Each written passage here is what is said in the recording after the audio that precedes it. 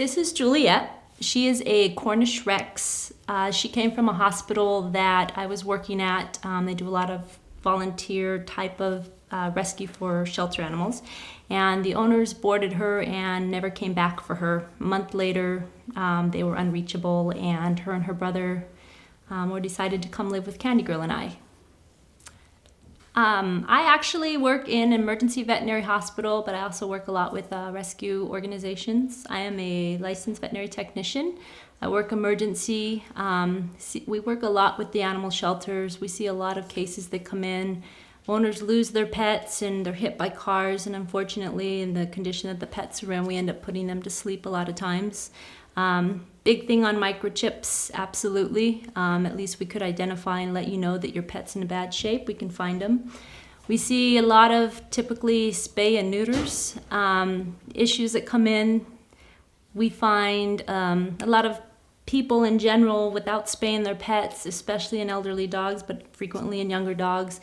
They get what's called the pyometra, which is a bad infection in the uterus. A lot of times people can't afford several $1,000s for the surgery, and unfortunately it ends up in euthanasia. Male dogs have a big problem with prostate cancer, prostate issues, which again, a lot of times owners can't afford the financial responsibility for surgery or what their dog is going through. It's very important spaying and neutering your pet, and it's not just population control, although that is a huge thing. It's also the health of your pet. It's also the health and the well-being of your pet that you are trying to provide for. And although sometimes you may love your pet to pieces, it's really hard financially to come up with that money for them. So spaying and neutering at an early age is definitely a big part of, one, keeping your pet healthy, and two, prolonging an issue that could happen later in life. Candy Girl and helping control the population. And absolutely, control the population. Candy Girl and I have rescued a couple dogs. One was an evidence case. An owner left 5 dogs sitting in carriers. Left some man with the maintenance that does the maintenance in the community apparently, and he left them with the key. And the guy never went in and checked on the dogs. 10 days later, they found them swimming and pee and poop, eating it. Actually the dog that we have, her sister died. She went into bad depression. The dogs were kept as evidence cases. We took Judith, who was our little poodle, home. She ended up staying hospitalized at my house during the whole trial.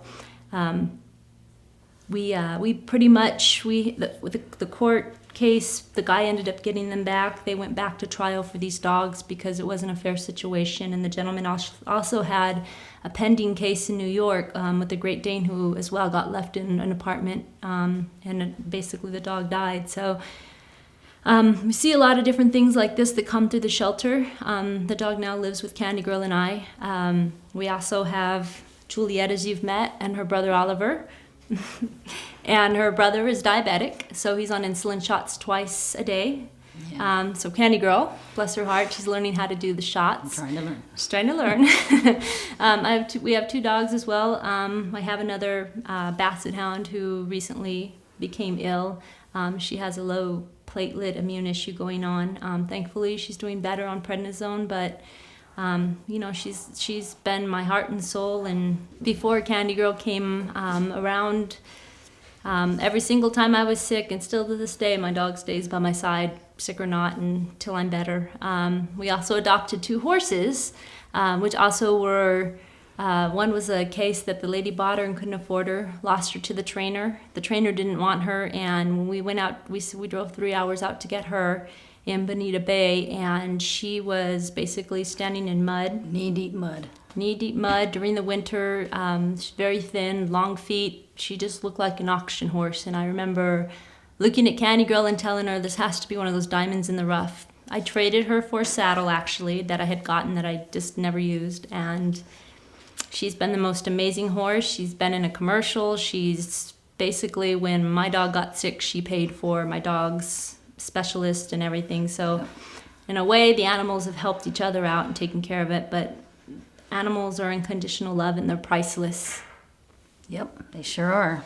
And then our second horse we adopted as a baby, she came all the way, she got shipped from Montana, and she was also rescue case who basically needed off the ranch, and we paid for shipping to get her out here, and her and our other horse are both bonded, and they'll be with us forever.